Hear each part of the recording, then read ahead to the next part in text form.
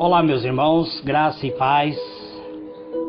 Eu sou o presbítero Gregório de Campo Grande, Mato Grosso do Sul, vindo a trazer mais um pedacinho do Maná dos Céus, um ensinamento ministerial pastoral para aqueles que querem ser obreiro aprovado por Deus. Eu estou falando sobre o Sermão da Montanha, ou Sermão do Monte, como é conhecido.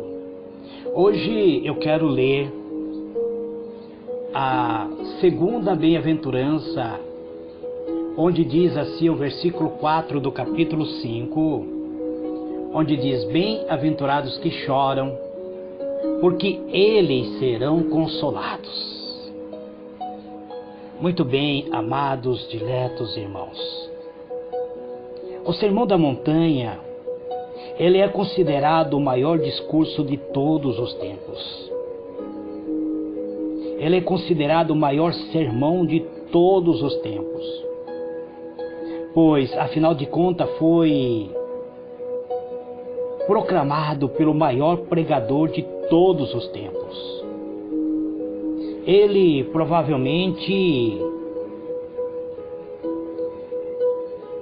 é o maior pregador de todos os tempos por ser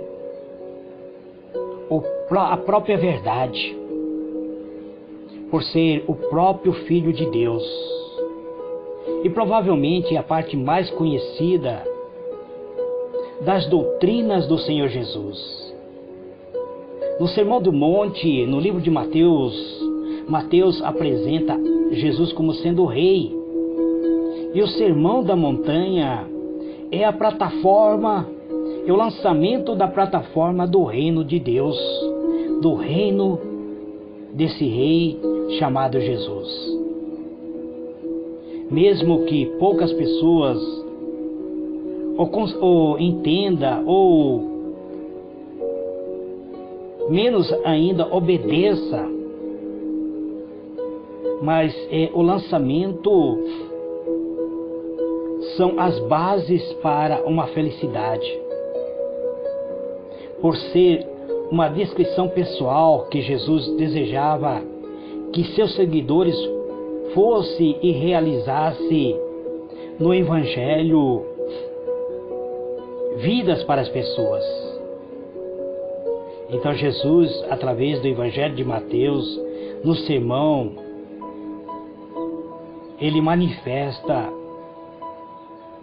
a sua plataforma do reino. Então, amados, diletos irmãos, logo após Jesus ser batizado e ter enfrentado as tentações no deserto, o nosso Senhor Jesus começa a anunciar as boas novas da eminência do reino de Deus, apresentando este reino de Deus para aqueles que desejam fazer parte deste reino. Então Jesus apresenta o reino prometido muitas e muitas vezes no Antigo Testamento. E agora ele surge para inaugurar esse reino. Com ele iniciou-se um novo tempo e o governo de Deus. O governo de Deus interrompeu na história. O Senhor Jesus assim dizendo: arrependei-vos, arrependei-vos, pois o reino dos céus se aproxima. Em Mateus 4,17, Jesus foi por toda a Galileia, ensinando na sinagoga deles, pregando as boas novas do reino. Mateus 4, verso 23. Agora nós vemos aqui, na continuação do Sermão do Monte, Jesus dizendo: bem-aventurado os que choram, porque eles serão consolados. Continuando o seu sermão, Jesus menciona mais uma classe de pessoas que são totalmente felizes: os que choram.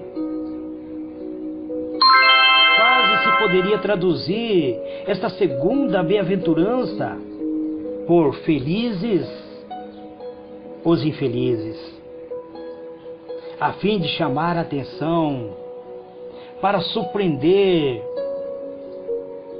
aquela multidão, para levar as pessoas a refletir acerca da vida cristã.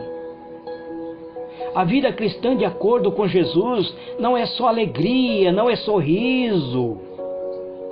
Há cristão, amados, que parece imaginar que deveria existir sempre um sorriso perpétuo no rosto e viver continuamente exuberante.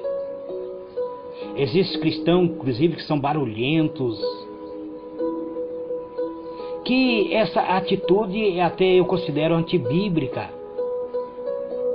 Jesus apresenta esta bem-aventurança, ele acrescentou nessa bem-aventurança uma advertência no livro de Lucas 6, verso 25. Ai de vocês que agora estão rindo, pois irão chorar, disse ele. Jesus não esclarece aqui o que faz essas pessoas chorarem, mas vamos tentar compreender ao ponto de vista de que Jesus chorou pela cidade impenitente de Jerusalém. Primeiro, as pessoas que querem fazer parte do reino de Deus precisa entrar pela primeira bem-aventurança, se tornar humilde de espírito ou pobre de espírito. Ele, descobrindo a sua pobreza, a sua total dependência de Deus, então ele chora e lamenta na presença de Deus por causa dos seus pecados. Quando o homem descobre que é um pobre e miserável que necessita de um Deus, ele prostra-se diante de Deus e chora e lamenta os seus pecados.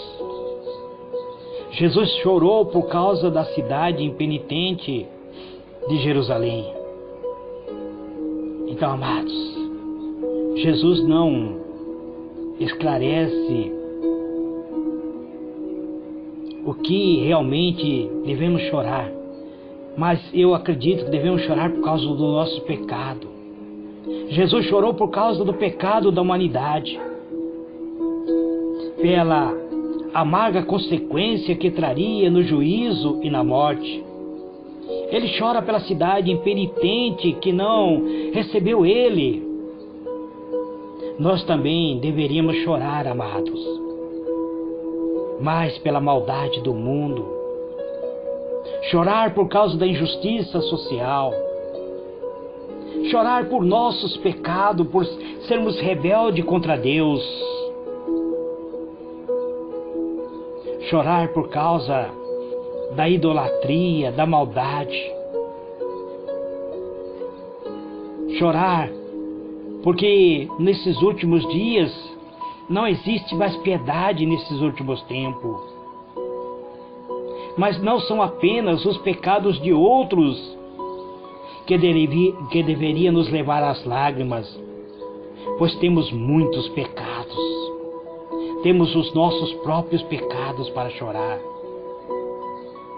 Ou será, amados, que eles não entristecem mais a tua alma? Será que o seu coração não se compadece mais? Tais pessoas que choram, que lamentam a sua própria maldade e as tragédias deste mundo tenebroso, serão consolados pelo único consolo que pode aliviar o seu desespero. Isto é, receber o perdão e a graça de Deus. Lembra-vos da mulher, mãe, viúva, que morava na cidade de Naim. A Bíblia nos conta que Jesus entra na cidade de Naim e dá de frente com uma procissão fúnebre, onde uma grande multidão levava um jovem defunto, filho único daquela viúva. Há pouco tempo, aquela mulher havia chorado a morte do seu marido. A Bíblia não revela por que ela ficou viúva, se foi doença ou se foi na guerra, que o seu marido perdeu a vida. E agora aquela mulher colocava toda a sua esperança em um único filho. Mas o filho fica doente e morre. Mas algo aconteceu naquele dia. Jesus entra naquela cidade. Está entrando na cidade e uma multidão está saindo da cidade para sepultar o jovem que estava morto. Jesus depara com aquela cena, aquela mulher lamentando, chorando. Ele se aproxima daquela mulher e diz para ela: não chore. Bem-aventurado os que choram, porque eles serão consolados. Jesus consola esta mulher e diz para ele: ela não chora. Ele se aproxima daquele caixão e a multidão então para. Jesus toca no caixão. Ele quebra um dos paradigmas, dos preconceitos que havia dos judeus, porque a lei dizia que nenhum judeu deveria tocar em um defunto ou mesmo no caixão de um defunto. Jesus toca naquele caixão. E ele vai além, ele toca naquele jovem defunto e diz: mancebo, a ti te digo, levanta-te. E no mesmo instante, o espírito daquele jovem defunto que estava no seio de pai Abraão volta e entra no corpo daquele jovem, e ele ressuscita, e ele entrega para aquela mãe e consola aquela mãe. Bem-aventurados que choram, porque eles serão consolados. Você tem chorado na presença de Deus? Você tem se prostrado na presença de Deus? Tem lamentado os seus problemas para Deus? Ou tem contado seus problemas para outras pessoas, achando que outras pessoas podem solucionar seu problema? Ninguém pode solucionar seu problema, somente o seu Criador, somente o Deus vivo e santo e poderoso. Ele tem esse poder. Bem-aventurados que choram, porque eles serão consolados. Lembra-se da história de Lázaro? Lázaro, amigo de Jesus, tinha duas irmãs, Marta e Maria. Maria era aquela mulher que chorou aos pés de Jesus, que molhou os pés de Jesus com suas lágrimas e enxugou os pés de Jesus com os seus cabelos, que ungiu os pés de Jesus com um rico perfume. E agora ela chorava a morte de um irmão. Jesus chega na casa de Marta e Maria e pergunta para elas: onde vocês colocaram a Lázaro? Ela diz: vem ver. Jesus chega diante do sepulcro de Lázaro, que fazia 4 dias que estava morto. Jesus disse: tirai a pedra. Marta, ela diz para o Senhor: Senhor, mas já cheira mal. Já faz 4 dias que ele está sepultado. Seu corpo já está em decomposição. O seu sangue coagulou. O seu cérebro já está em decomposição. Jesus simplesmente diz: tirai a pedra. Eu sou a vida e a ressurreição. Quem crê em mim, ainda que esteja morto, viverá. Tu podes crer nisso? E Marta diz: creio, Senhor. Então Jesus olha para aquele sepulcro e diz: Lázaro, sai para fora. Mas antes disso, Jesus havia chorado a morte de Lázaro. O próprio Senhor Jesus chorou a morte de um amigo. Você tem chorado, amados? Você tem sofrido? Você tem lamentado? tem passado por momentos difíceis em sua vida, mas você tem chorado aonde? Ao pé do altar do Senhor? Ou tem simplesmente se queixado a outras pessoas? Teu choro está sendo para aquele que pode solucionar e te consolar? Ou para aqueles que irão simplesmente dizer: não posso fazer nada por você? Jesus disse: Lázaro, sai para fora. E naquele instante, o espírito de Lázaro, que estava no seio do pai Abraão, entrou no corpo de Lázaro.